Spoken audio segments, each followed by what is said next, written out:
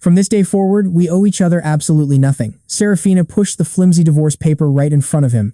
Her tone was pretty cold, the kind that could freeze boiling water. That tiny world you gave me was way too small. So small I could barely breathe. Kalen snatched up the pen without even a single split second of hesitation. He scribbled his signature down. Then he looked up at this woman he had deeply loved for 5 whole years. Her makeup was totally flawless, draped head to toe in luxury designer brands. She looked like she belonged to some sparkling, glamorous universe now. He let out a dry laugh, but that fake smile never reached his dead eyes. Serafina, this so-called world of yours was just a tiny corner I casually threw your way, and today, I am taking it back. Watch how fast that red booklet gets swapped for a green one. The entire process took barely 10 minutes. Holding that green certificate, Serafina looked like she had just dropped a massive, heavy backpack. She let out a huge sigh of relief. She turned around and walked away. Her high heels clicked loudly against the polished floor, a crisp, ruthless sound with zero lingering feelings left. Kalen stood frozen, watching her elegant but ice-cold figure until she completely vanished into the bright sunlight outside the door. He looked down, staring at the little green booklet resting in his hand, a 5-year marriage officially coming to a dead end. His phone buzzed in his hand. A text from Serafina, short and brutal, "Your stuff is still at the house. Hack up and get out now. I want zero trace of you left behind." Kalen did not even bother replying. Slipping his phone back into his pocket, he stepped out of the civil affairs office. The sweltering summer wind hit him right in the face, but he did not feel any warmth at all. He headed back to what used to be home, a fancy penthouse in the middle of downtown. The very moment he pushed the door open, a wave of her incredibly expensive perfume hit his nose. This entire living room looked exactly the same, yet it felt like he had stepped into a totally different world. By the door, on the wooden cabinet he built with his own hands, his slippers were already completely gone. Their massive wedding portrait from their trip overseas, also gone, leaving nothing but a sad, white rectangular mark on the wall. Kalen smirked slightly and began packing. He did not actually own that much stuff, just some casual clothes, a few old books, and one worn-out wooden chest. He popped the latch open. Inside was a pretty thick stack of fashion design sketches. From quick pencil drafts to detailed watercolor paintings, every single sheet was a masterpiece-level fashion design. Each blueprint had the exact same signature in the corner, a vintage stamp in the shape of a spindle. He pulled out the very top sketch, an evening gown inspired by the starry night sky. The skirt hem was covered in tiny diamonds, designed to completely blind everyone under the bright spotlights. He drew this exact sketch 3 years ago. Can you believe this? Serafina used a suspiciously similar design last month to steal a major fashion award. She stood on that stage, looking incredibly smug and full of herself. Her claim was that the design came from her cosmic yearning for freedom, while Kalen sat clapping like a proud, supportive boyfriend. Thinking back on that moment now, it just felt incredibly ironic. He packed the sketches back, slamming the lid shut with a heavy thud like closing the coffin on their marriage. After packing his things, he took one final look around the freezing, empty apartment. Then his phone rang again. It was a call from a guy named Vance. Kalen picked up. The voice on the other end was insanely arrogant, totally showing off and oozing pure smugness. Vance laughed, "Heard you and Serafina finally split up. Congrats to you for finally using your brain. Set her free and move on." Vance was her business partner. He was also her shameless suitor, a pretty big deal in the local investment world. Kalen stayed quiet while Vance claimed she belonged on the world stage. He told him she was a dazzling pearl, and Kalen was just a speck of dust on her road to greatness. Vance's voice literally drips with that toxic, arrogant CEO energy telling him that you can't give her the future she wants, but I easily can. Next week at the prestigious Nebula Met Gala, Serafina is showcasing her latest massive masterpiece, the Ignis, as the ultimate grand finale. This is it. This golden ticket will officially smash open the big international doors for her entire career. When that day comes, you will finally see the colossal, truly massive gap between you two. Oh, almost forgot to mention tickets for this super elite gala are $300 a pop. You got any real interest in coming to watch history? Vance lets out a mocking little laugh before hanging up the line. Caden just stares at his screen, his face totally blank of emotion. The Nebula Met Gala. Yeah, he knows it, all too well. In fact, it is the biggest annual event hosted by his very own entertainment empire, a massive project that burns crazy amounts of cash every year. And that ridiculous $300,000 price tag, he was literally the one who approved that number on the sheet. Lugging his last box to the door, his phone rings with an unknown number. He answers the phone, and an incredibly respectful, almost bowing through the receiver voice, speaks. "Mr. Caden, it is Bastion calling you." Caden just sighs. Bastion. This guy is a corporate giant whom Caden personally raised from a rookie to manage one tiny, insignificant corner of his global business empire. "Boss, the schedule for the Nebula Met Gala has been sent directly to your private inbox. Plus, The Eclipse project you ordered is 100% locked and loaded, completely ready on your mark. Bastian's deep voice is steady. Launch it. Caden orders with icy calm and start with Serafina. Bastian pauses in shock for a second on the line before barking out a quick yes, boss. Dragging his heavy wooden trunk behind him, Caden slowly steps right out of this luxury apartment as the heavy door clicks shut, sealing away 5 years of his past. He doesn't even look back. Why bother? When you are reclaiming your entire life, there is no point looking at trash. Inside the elevator, he hits the button for the ground floor. The clean glass mirrors reflect a face that looks completely, incredibly unbothered. Look at those eyes. A Category 5 storm is brewing while his ex thinks she is escaping her chains, running to the light. She is about to learn that the one thing she threw away was the only real source of light in her world, her precious Ignis. If there is no spark, how is it supposed to rise from the ashes? Caden is that spark, and he is the absolute cosmic god who decides whether her fire gets to burn at all. Leaving that overpriced high-rise behind, Caden does not go anywhere normal. Instead, he hails a taxi straight to an old, retro alley hidden deep in the city's historic district. Blue bricks and quiet pathways look completely out of sync with the loud, chaotic city hustle. Dragging his heavy trunk, he navigates the winding streets like a local boss, slipping into an almost completely invisible side alley. Stopping at the dead end, he pushes open a chipped, peeling wooden door. A soft scent of sandalwood mixed with raw fabric drifts out from what is actually an insanely massive studio. Huge vaulted ceilings rise above as bright sunlight pours down, illuminating dust motes in the air. The walls are lined with incredible finished garments, ranging from elegant traditional robes to hyper-modern evening dresses. I am not even joking, every single piece looks like $1,000,000. Several expert master tailors, easily over 60, are working intensely at their wooden tables. One of them is busy with gorgeous embroidery. Another cuts expensive silk while someone else ties incredibly intricate knots. Hearing the door, an old master tailor looks up from his hot ironing board. Spotting Caden, the old man's face instantly lights up with a warm, grandpa-level smile. Higgins calls out that little Caden is here. Caden smiles, and the old man asks what crazy treasure he brought this time. Pointing directly, Higgins shows him the old wooden chest sitting by Caden's feet. Caden pops the latches open, revealing a thick stack of original design sketches inside. Mr. Higgins walks over, grabs the top page, takes one single look, and gasps.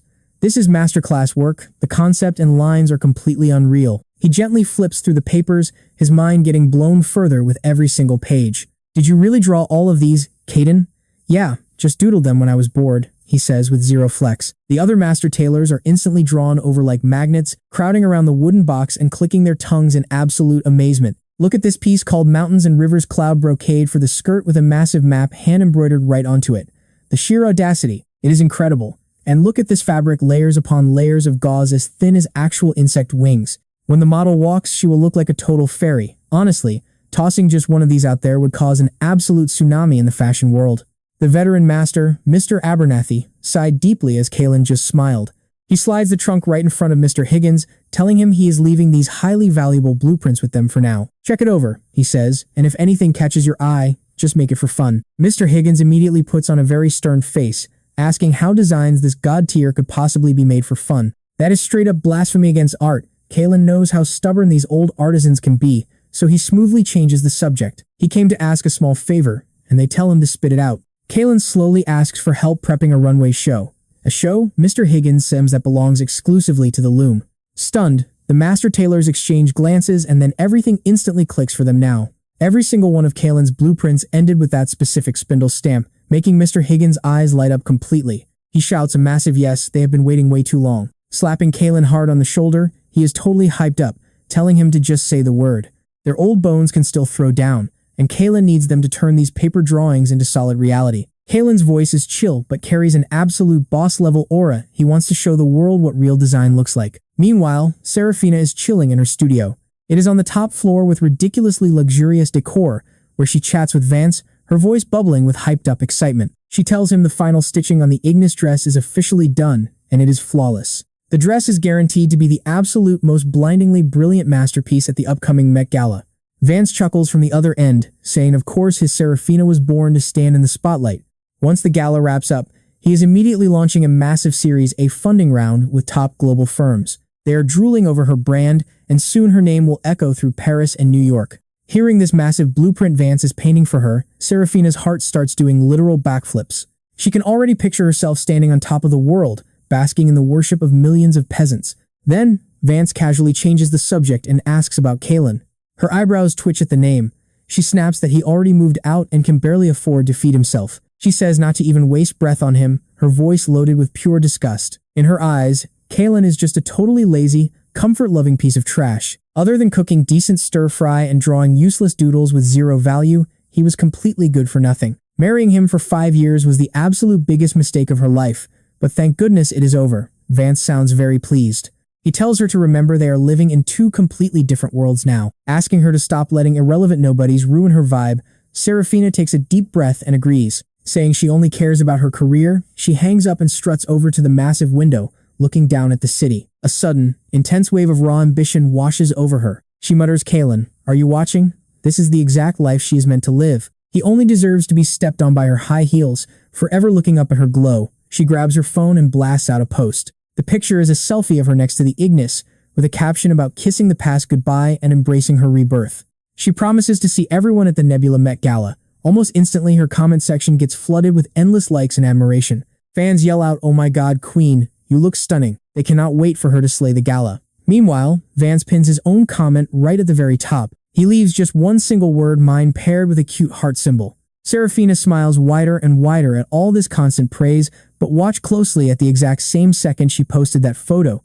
Her whole world was about to crumble. A highly mysterious account named Loom on an elite, invite-only designer forum quietly drops a batch of dusty, years-old design blueprints. The thread is titled Old Dreams. On the night of the Nebula Met Gala, the entire city was watching. The red carpet was practically blinding with star power, filled with celebrities and influencers, fighting like crazy for just a second of camera time. Tonight's most hyped rookie designer, the beautiful Serafina, made her absolute grand entrance arm in arm with Vance. She was rocking a sleek, minimalist, but incredibly detailed black evening gown. Her flawless makeup and boss mode aura were unmatched, while Vance stood side by side with her in a perfectly tailored white suit, looking like the ultimate power couple, instantly stealing the spotlight like a black hole. Flashbulbs went off like electricity was free. Reporters were yelling questions. Serafina, are you confident about your piece? The Ignis.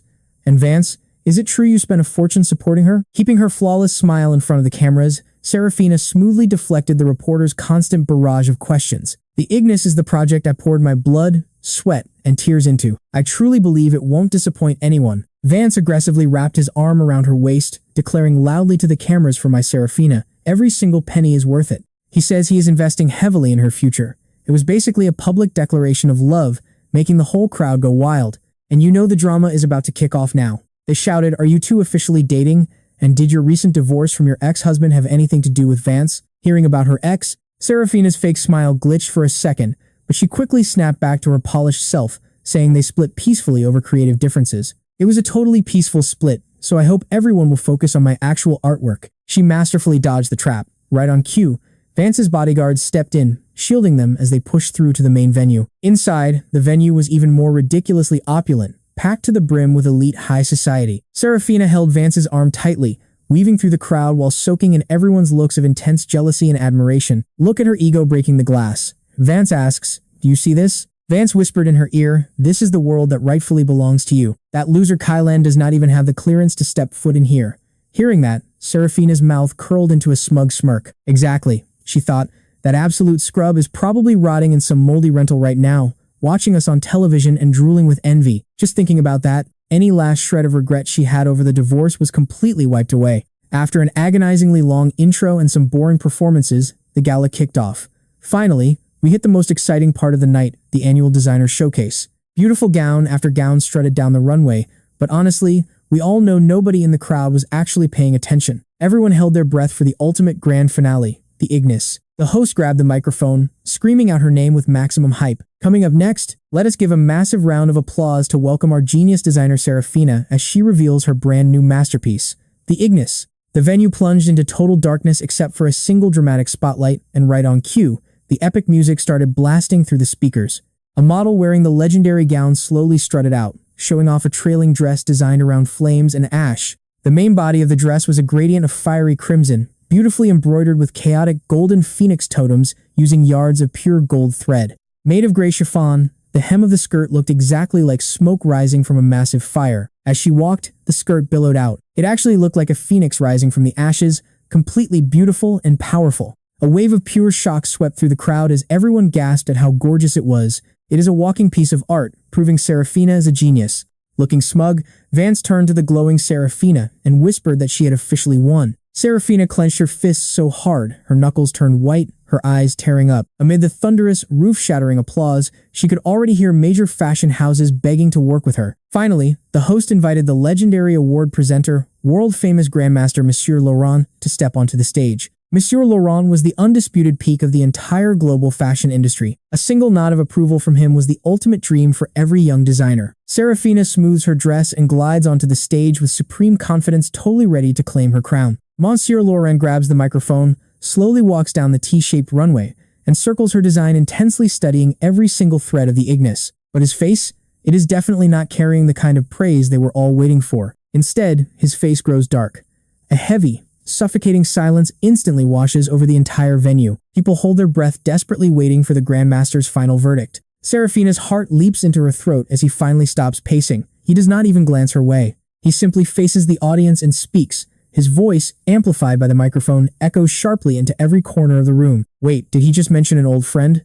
The entire audience is completely losing their minds. Serafina looks utterly confused, while Lauren's eyes drift into a distant, nostalgic stare. He is easily the most brilliant genius I have ever seen in my life, bar none. We call him the loom, the weaver, because he can use a simple needle and thread to weave impossible dreams. Too bad he keeps such a quiet profile. He's like a legendary dragon, hiding his face from the world. Years ago, he showed me a sketch collection called Old Dreams. Inside, there was a masterpiece called Reverie. Laurent pauses. He turns around and locks his terrifying gaze right onto Serafina and this dress she calls the Ignis. Whether we look at the core design philosophy or the color choices, the details are almost identical to that piece, Reverie. No resemblance is too soft a word. His tone turns viciously cold. I should call it what it is, a clumsy, completely soulless copy-paste job. Plagiarism. That single word strikes like a physical slap, hitting Serafina right across the face. The entire venue instantly erupts in total chaos. Stunned gasps turn into disgust as every single eye in the room shoots like a laser beam at the frozen girl on stage. Serafina's brain goes completely blank. The color drains from her skin, leaving her looking pale as a ghost. No, that's impossible, she shrieks out loud. This is my work. I've never even heard of Reverie. What loom? I have never heard of him. Her voice cracks with absolute panic, sounding incredibly shrill and desperate. Vance immediately leaps from his seat and roars. Monsieur Laurent, watch your words. There must be some massive misunderstanding here. Lauren throws him a freezing cold glare, not even bothering to reply. Instead, he simply signals the crew backstage. Since she refuses to confess, let's let everyone see with their own eyes what real originality looks like. The very second he speaks, the giant screen at the back of the stage flashes to life. A high-definition scan of an old sketch appears right before their eyes. Though the paper is yellowed and clearly aged, every single detail on it is painfully clear: the layout, the lines, and the exact color codes. Look closely at this. It is a direct copy of the Ignis, but somehow way more beautiful and packed with actual soul. Right in the bottom corner of the sketch, a vintage spindle stamp sits quietly, as if mocking the absolute circus taking place on stage. At the bottom, a tiny line of text reads, "Artwork, Reverie, designer, the loom spindle, created 3 years ago." Boom, the crowd goes completely nuclear, yelling about how the designs are absolutely identical. But looking closely, the original draft completely destroys Serafina's cheap imitation. So Serafina is just a thief. Her entire genius persona? A total, pathetic lie. This is the biggest scandal of the year. Cameras start flashing like crazy once again. Instead of capturing a brilliant young genius, the lenses find something else. They capture a thief who wants the ground to swallow her whole. She is shaking uncontrollably. She stares with blank eyes at the giant screen, focusing on that horribly familiar stamp. An idea so utterly absurd that she wants to laugh starts bubbling up from the very bottom of her soul. That useless piece of trash, he actually knew how to draw, and he always used that exact stamp. But how is that even possible? How on earth would he even know Monsieur Laurent? How could some worthless doodles get praised as legendary masterpieces by this industry giant? This has to be a setup, a total fluke. This is fake, just a bad Photoshop edit, Serafina shrieked, completely losing her mind. Someone is trying to frame me, she screamed, as Vance finally snapped out of his shock. Charging onto the stage, he grabbed Serafina and shoved her behind him to protect her, roaring at the crowd below to shut their mouths. Anyone who talks trash gets sued into the Stone Age, he threatened, desperately trying to use his wealth and power to bury this public relations disaster. But Monsieur Laurent just let out a pretty condescending snort of fake, Mr. Vance. Are you questioning my moral character right now? Or are you questioning Loom's status at the very top of global fashion? Or do you honestly think someone could, right under my own nose, use a cheap Photoshop file to scam the entire planet? His quiet voice hit like a 10-ton truck, making Vance choke on his own spit. Laurent did not even bother looking at them anymore. He turned right back to the microphone and dropped an even bigger bombshell. Taking this opportunity, I am incredibly honored to announce to everyone that the highly mysterious designer, Mr. Loom, is officially making his comeback. In the very near future, he said, he will host a runway show titled The Weaver's Return, where all his dust-covered classic masterpieces and brand new designs will finally be revealed to the world. I firmly believe it will be an epic feast powerful enough to completely sanitize this filthy fashion industry. Finishing his speech, he dropped the mic, turned around, and under the shell-shocked gaze of the entire room, marched right off the stage, leaving them there. Only Serafina and Vance remained on stage, with her stolen dress, the Ignis, practically nailed to a pillar of shame. Serafina's body swayed violently as she struggled to stand. Her whole universe, in this exact moment, was doing 360-degree flips. All of her pride and wild dreams shattered into absolute dust, all because of that one single design sketch. She was totally done for. Chaos erupted. To control this absolute dumpster fire, the panicked organizers quickly cut the live feed, but you and I both know it was way too late. The hashtag Serafina Plagiarism had already, in just a few short minutes, shot straight to the #1 trending spot on every single social media platform with explosive speed. With a blood-red tag online, the reporters and guests turned into a pack of hungry sharks smelling fresh blood. They swarmed Serafina and Vance, trapping them so tight not even a drop of water could get through, demanding an excuse for this plagiarism scandal. Are your pieces, the Ignis and Reverie, being so identical seriously just a coincidence? Are all the awards you have won previously also under suspicion of being stolen? Was Mr. Vance, her business partner, secretly in on this the whole time? These razor-sharp questions felt like poison daggers stabbing brutally into Serafina. Her face went chalk white, her lips trembling violently as she struggled to squeeze out a single syllable. Her brain was total mush, with Lauren's harsh words about a soulless copy-paste job echoing on a non-stop loop. Vance, using his body as a meat shield, was screaming furiously at the reporters to get the hell back. He yelled for everyone to back up, declaring no comment and promising a press conference to give an explanation. With a dozen security guards fighting for their lives to clear a path, they finally managed to claw a bloody trail out of the mob. Looking like absolute wet rats, they sprinted into a backstage green room. The door slammed shut, locking out the screaming chaos. Serafina looked like someone had just vacuumed all the energy out of her. She collapsed onto the sofa like a blob of jelly, while Vance furiously ripped at his tie, pacing around the room. His face was so dark it looked ready to storm. He punched the wall, screaming in rage about how the hell this happened. Did that Lauren guy eat crazy pills? How dare he disrespect me like that on my very own turf? And which garbage can did this random Loom guy crawl out of? Serafina blankly mumbled to herself about that stamp. Vance did not catch it. Serafina violently jerked her head up, grabbing his arm like the very last life preserver on the Titanic. Wait, it is Kalen. It has to be him. That stamp belongs to Kalen. Whenever he drew, he always used that exact stamp. Vance froze, then burst into manic laughter as if he had heard the joke of the century. Serafina, have you actually lost your mind? Kalen is just an unemployed bum. You think he knows Monsieur Laurent? You think that Grandmaster would call an absolute bum the most talented designer ever? Stop joking around, that is literally impossible. But that stamp, Serafina whispered, her voice cracking with tears. It is a coincidence. A total, 100% coincidence. Vance snapped, shutting her down instantly. Someone is absolutely playing dirty here, targeting your brand while you were down and out. He pulled out his phone, furiously dialing his team. Find a designer named Loom for me. Yes, I want his entire history. Chief Editor Lee, bury all the news from tonight. Do not let a single article get out there. Get the PR department to drop a statement immediately. Tell them the Ignis is completely original, and we will sue anyone spreading these lies. Orders flew out of him like rapid fire as he tried desperately to salvage this massive disaster. Seeing him take charge, Serafina felt a tiny, desperate spark of hope. Vance had to be right. A rival was targeting her. But that loser Kalen? How could a nobody like him have this kind of insane power? He could barely buy a decent shirt, let alone design a masterpiece like that. She was just overreacting. But watch this, the frantic updates coming through his phone are about to completely wipe that smug look off his face. This Loom guy is totally off the grid, Boss Vance. His files are classified and we cannot find anything. Every single media platform received orders from the absolute top. The plagiarism story is getting blasted to everyone. We literally cannot stop this, boss. We put out the statement, but Loom's verified account just quote tweeted us. He only wrote 3 simple words, see you in court. Bad news kept piling up like an avalanche, and Vance looked worse with every single update. He finally realized he had messed with the absolute wrong guy, a powerhouse he could never afford to cross. Right then, Serafina's own phone began ringing off the hook. Her sponsors, her magazines, and the wealthy socialites who used to worship her were all calling at once. Every single one of them was calling to cancel their contracts and cut ties with her completely. They told her they have zero tolerance for frauds, and her partnerships were officially over. Magazines were dropping her cover photo and calling her a liar, swearing they never wanted to see her face again. When the crowd turns, everyone joins in.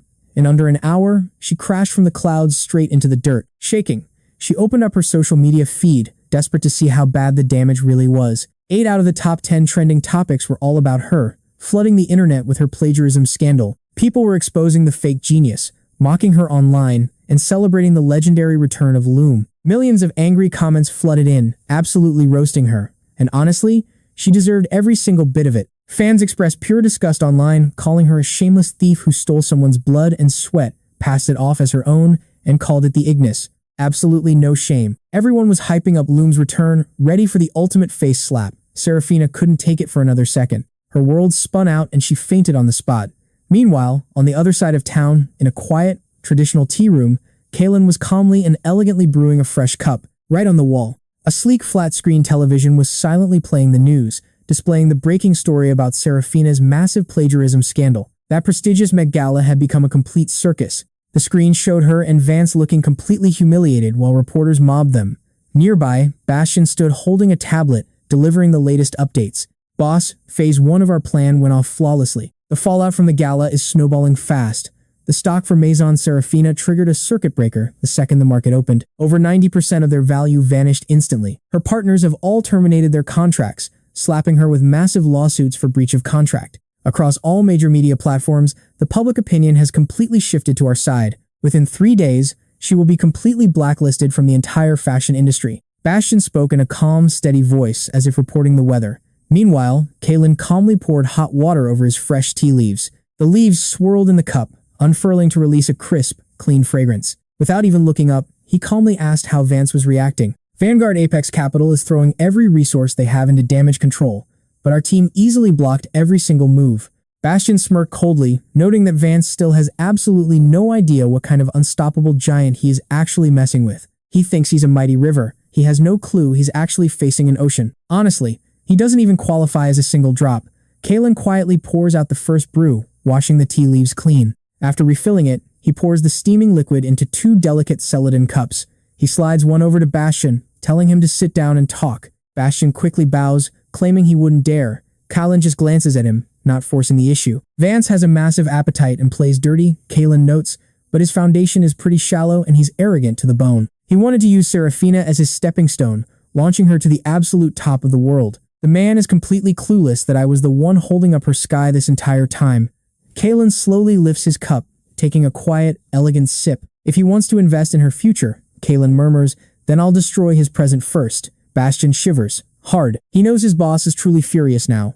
Bastian mentions that Vance is running Vanguard Apex Capital. Kaylin asks if they're currently bidding on that massive plot in the South District. Bastian confirms it immediately. To fund this, they've mortgaged every single company asset and signed a crazy, high-stakes value adjustment agreement. They absolutely have to win. "Failure means instant death," Bastian adds. Kaylin smiles. Setting down his cup, Kaylin instructs him to accidentally leak their new green energy proposal directly to Vance's fiercest rival. Then, tell the banks to immediately freeze all credit lines for Vanguard Apex Capital. "I want his cash flow completely cut off overnight." Hearing this, Bastian literally stops breathing for a second. "You see how brutal this is? It's not just pulling the rug, Kaylin is throwing him straight into a volcano. First, bait them with an offer they can't refuse, forcing them to go all in. Then, at the absolute most critical life or death moment, you kick out the pillars. This time, Vance won't just lose his massive bid. His broken cash flow will trigger the value adjustment failure, completely wiping out his company and leaving him buried in impossible debt." Bastian nods, promising to handle it right away. Bastian doesn't dare waste a second, but Kaylin casually waves his hand. "No rush. Let him squirm and panic for 2 more days. If the mouse dies way too quickly, the game gets boring." Kaylin is completely calm, but his quiet words send a freezing shiver down Bastian's spine. He has worked right by Kaylin's side for a whole decade. Starting as a green rookie, he rose to become the CEO of a multi-billion-dollar empire, knowing Kaylin's true nature better than anyone. This harmless-looking man sitting right in front of him is actually a terrifying monster once the mask comes off. He is the absolute apex predator at the top of the food chain. Kaylin suddenly looks up, remembering something. Kaylin asks if the venue for Weaver's big return show is set. Bastian confirms it's booked at the National Art Museum. It's scheduled for next Monday. Kalen is surprised by the speed, but Bastian simply smiles. With your power, we could easily hold this show right inside the Forbidden City, Bastian says. Kalen remains silent. Regarding the guest list, Monsieur Laurent is coming, along with the leaders of the top 10 global luxury brands, the head editors of the biggest fashion magazines, and the absolute sharpest fashion critics in the world. They've all grabbed their golden tickets and confirmed they will be there in person. Excellent. Kalen nods with a pleased smile. He stands up and walks to the window, staring out at the dark sky. It's almost time for rain, he whispers, a massive downpour powerful enough to wash away all the absolute filth. Serafina slowly opens her eyes in a hospital room, the overwhelming smell of bleach instantly making her feel sick. Vance is sitting by her bed, looking completely exhausted with bloodshot eyes. Watching her stir, Vance forces a strained smile and says her name. But Serafina's mind is still trapped on the moment before she collapsed. Those awful cancellation calls flood her mind like a wave. She weakly asks how the situation is. Grabbing his hand with a raspy, broken voice, she begs for answers. Vance's entire body freezes for a moment. He avoids her gaze, claiming the public relations team is working on it. But while he says she has him, his shifty eyes completely give him away. Serafina is no fool. See this? She grabs his phone off the nightstand.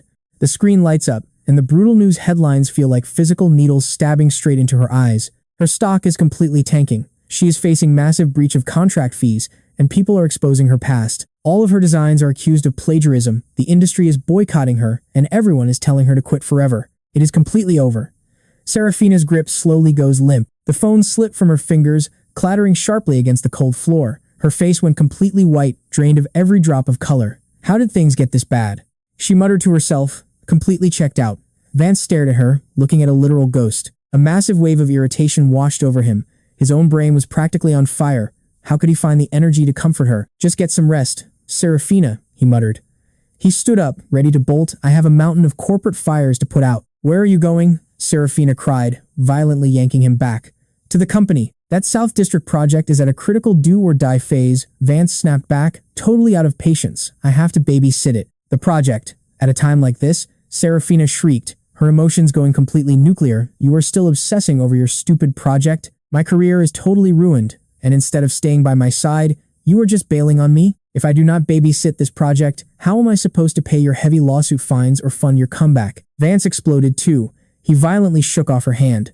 Wake the hell up, Serafina. No time for tantrums.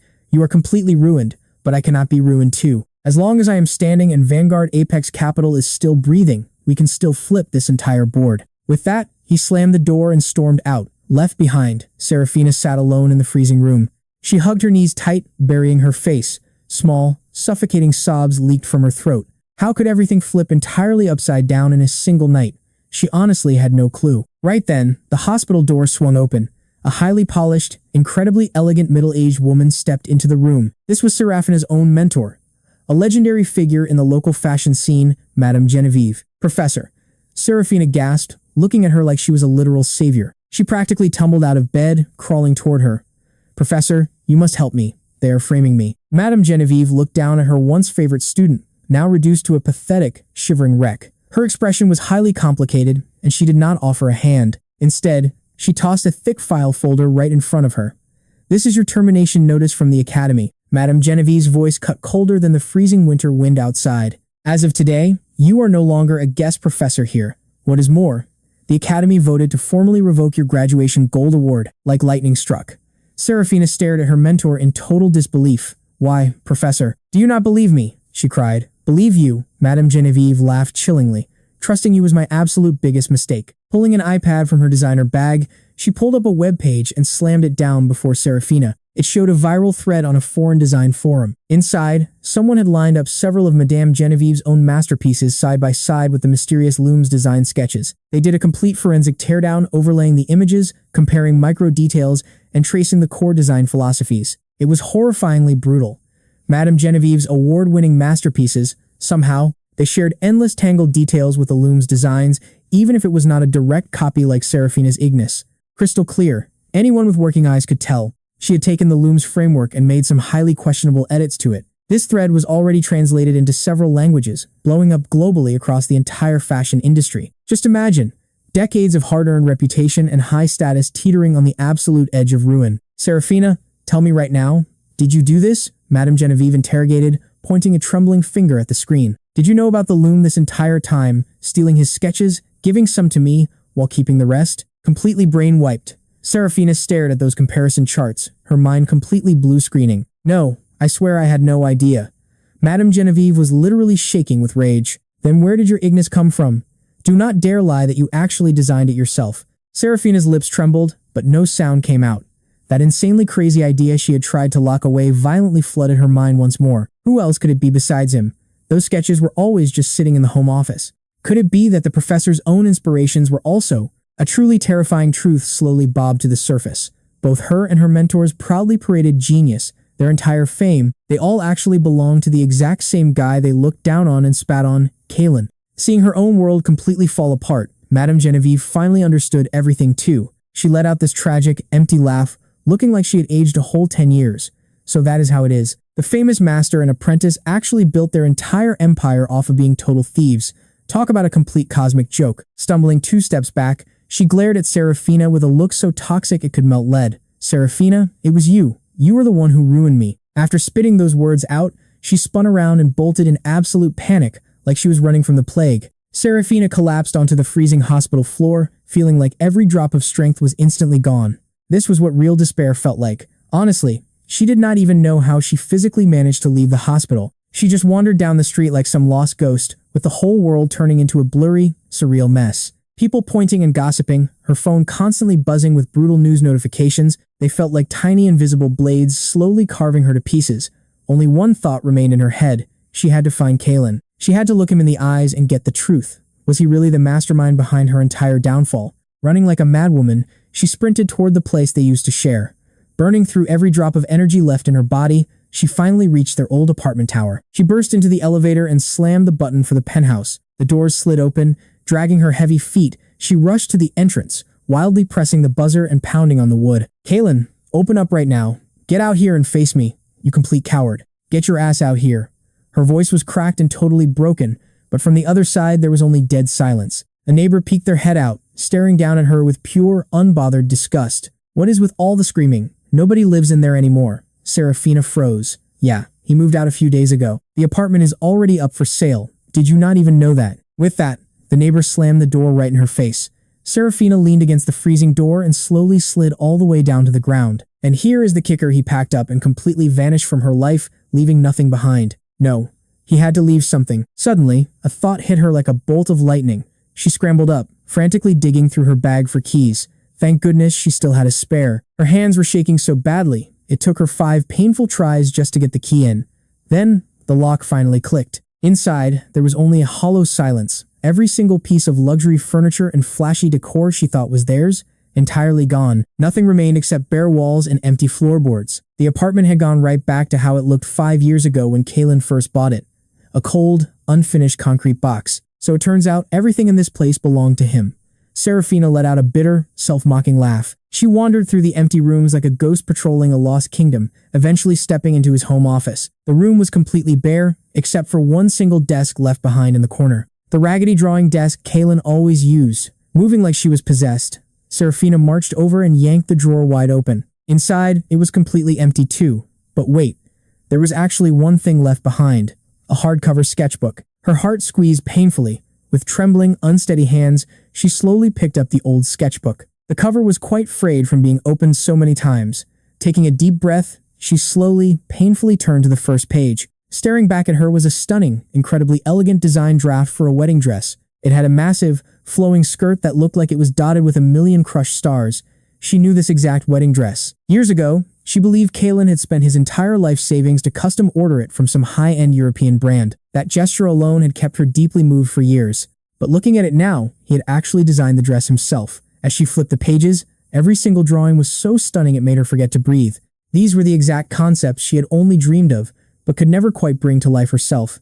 The exact creative spark she had desperately chased but could never actually capture. Yet inside this small sketchbook, they were all right here, 10 million times more beautiful and complete, far better than anything she could have ever imagined. Then, she stopped at one specific page. Sketching right there was the exact dress that had completely destroyed her entire career, the Ignis. And right next to the sketch, written in Kalen's pencil handwriting, was a note saying Serafina loves phoenixes, the vibe of rebirthing through fire. He designed this Ignis gown for her, wishing she would always soar like a passionate, free Firebird. He planned to hand-sew it himself and present it to her for their 3-year anniversary. The date stamped at the bottom was exactly 3 years ago. Right then, Serafina completely burst into tears. She finally got it. There was never any plagiarism. From start to finish, Serafina was just a pathetic thief. She stole Kalen's love and his trust. She stole the dreams he spent years building for her, then casually crushed them to dust with her own hands. Actually, she thought she was chasing a much bigger sky. She had no clue she threw away the entire universe. Clutching the sketchbook in the empty office, she sobbed until her lungs gave out. She lost in the most devastating, humiliating way possible. She ruined her career, destroyed her reputation, and drove away the only man who truly loved her. Over at Vanguard Apex Capital, the lights burned bright. Vance stared ahead with absolute fury. He glared at his screen, watching his stock crash. That dropping line felt like a knife carving up his chest. How could this happen? Why was this happening? He snatched a heavy crystal ashtray and smashed it onto the floor with a loud crash. But check this out, during this morning's bid, a random competitor suddenly ruined him. Some totally obscure startup suddenly presented a perfect, flawless proposal. Their insane green energy plan completely dominated the bid, stealing the land right under his nose. It was 70% identical to his own design, but vastly superior in the critical details. It felt like someone read his mind and built a far better version of his work. The moment news of the failed bid broke, angry Banks started blowing up his phone. The manager who kissed his feet yesterday was now talking with a cold, robotic corporate voice. "Mr. Vance, your loans are officially overdue, according to our agreement. We will now liquidate your assets." Vance desperately begged, pleading for just 3 days. It was an executive decision. The line went totally dead. Next, investors from his agreement slammed him with a massive pile of legal threats. The breach of contract fines would wipe him out completely, leaving him in debt for 10 lifetimes. His company was done. Vance was absolutely ruined. Who was ruining him from the shadows? Vance collapsed into his chair, staring blankly. He had no idea who he could have possibly angered this badly. The office door burst open. His pale secretary ran in, screaming that it was a total disaster. The board held an emergency meeting. Vance instantly leaped out of his seat in shock. A new group was launching a hostile takeover, and he was completely bypassed. Vance let out a cold sneer. He still held 50% of the shares, so who could buy him out? Right then, his private lawyer rushed inside, looking completely pale and panicked. The collateralized shares were completely bought up by an offshore fund called the Weaver's Return. Wait, does that name ring a bell? Because it hit Vance like a lightning bolt. He remembered hearing that name from Lauren at the Gala, referring to Loom. Loom's highly anticipated runway show was actually titled The Weaver's Return. By sweeping up extra shares from the market, that fund now held a 51% controlling stake. They were now Vanguard's undisputed majority shareholders. The news was like freezing water poured over Vance's head. He had completely lost. He lost his final stronghold. Where are they? Vance asked in a raspy voice, downstairs in the main conference room. Vance adjusted his collar and stood straight. He lost, but he refused to lose his final shred of dignity. He had to see who managed to completely ruin him in just 3 days. Taking a deep breath, he pushed open the heavy conference room doors.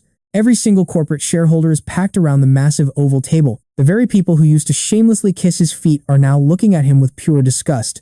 Even worse, the big chairman chair is completely vacant. In fact, everyone is staring at him like he's already a dead man. Vance drags out his usual chair and sits down, refusing to say a word. Right then, the heavy conference room doors swing open. A guy in a sharp black suit enters, carrying this incredibly heavy pressure. Vance instantly recognizes him. It's Bastion, the powerful boss of Astral Media Empire. What on earth is he doing here? But Bastion doesn't even head for the main seat. Instead, he stands by the door, bows politely, and gestures for someone else to enter. Then, right under the extremely panicked gazes of every executive in the room, a very familiar figure slowly walks in. He's wearing incredibly casual clothes, looking completely calm and relaxed with every single step, almost as if he isn't here to decide a massive multi-billion-dollar deal, but is just taking a friendly walk in the park.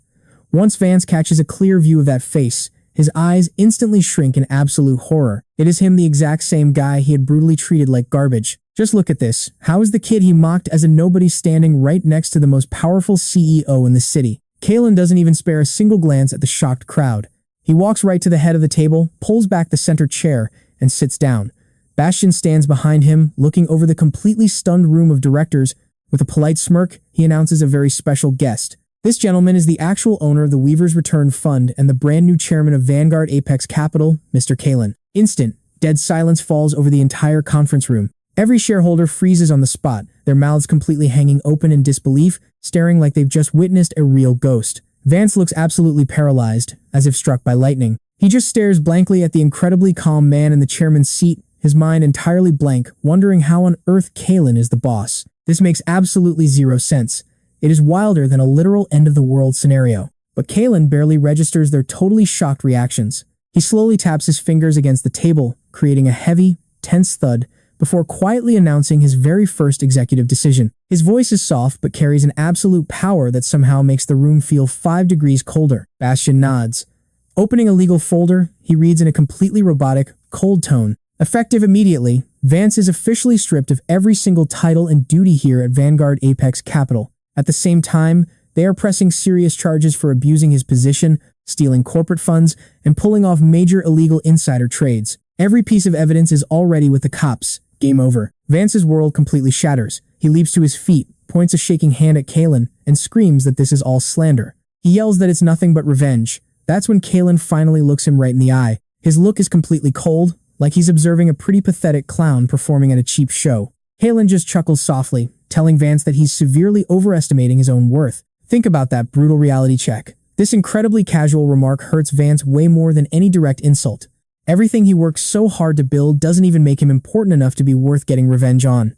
Completely broken, Vance's knees give out. He collapses back into his seat, whispering to himself in utter shock. He asks why it had to be him, but Kalen just tells him to go ask Serafina. Standing up, Kalen tells Bastion to clean up this disaster, not even giving Vance another look as Bastion nods obediently. Kalen heads for the exit, but right at the doorway, he stops, looking back to sweep his eyes over every single person. He casually mentions that his Weaver's Return group ended up winning that major South District land plot anyway. Plus, Vanguard Apex Capital will immediately pivot straight into the green energy sector. With that absolute mic drop, he walks out, leaving the entire boardroom in a state of total, stunned silence. He's completely broken. Melting into his chair like a boneless heap, his face turns the color of pale ash. He finally understands that from day one, he never stood a chance. This guy thought he was playing 5D chess on the top floor while Kalen was stuck in the basement. But get this, he had no idea. Kalen was actually floating way up in orbit the entire time, coldly watching this fool prance around in the mud, looking quite absurdly pleased with himself. He stepped calmly out of the Vanguard Apex Capital building. Outside, a light drizzle had started. A jet-black Bentley sat silently waiting right at the bottom steps. Bastion opened the car door.